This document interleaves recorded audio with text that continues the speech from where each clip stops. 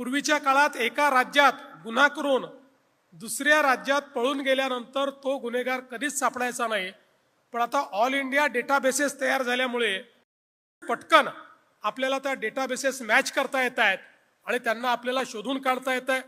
आता तर महाराष्ट्रासारख्या राज्यामध्ये जवळपास सगळी शहरं ही आपली सीसीटीव्हीच्या कव्हरेजमध्ये आल्यामुळे आणि अनेक ठिकाणी फेस रिकग्निशनचे कॅमेरे आहेत, वेगवेगळ्या पद्धतीच्या आपल्याकडे टूल्स आहेत, त्यातनं आपण लवकर आरोपीला पकडू शकतो। आणि या सगळ्या प्रक्रियेमध्ये पूर्वी आपल्याला कल्पना आहे की मेडिको लीगल केसेसमध्ये खूप वेळा मेडिकल एव्हिडन्समध्ये टॅम्परिंग व्हायचं, वेळेवर त्या ठिकाणी रिपोर्ट्स यायचे नाहीत।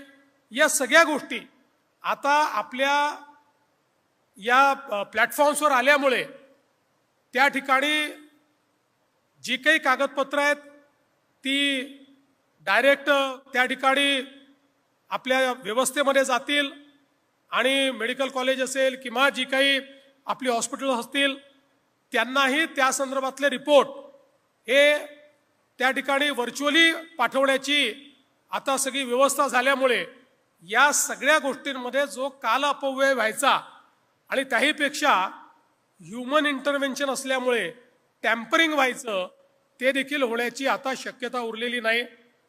त्यासोबत प्रॉसिक्युशनमध्येही आता खूप बदल आपण केलेले आहेत।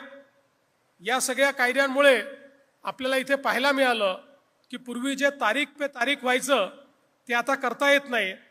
आता जर त्या ठिकाणी डिफेन्सने 2 पेक्षा जास्त वेळा ॲडजमेंट मागितली तर प्रॉसिक्युशनला ऑब्जेक्शन घेता येतं आणि त्या केसमध्ये जी काही तारीख आहे ती पुढची तारीख मिळणार नाही असं माननीय न्यायालय सांगतं आणि त्यातनं वेळेत एखाद्या केसचा निकाल लावणं हे शक्य आहे।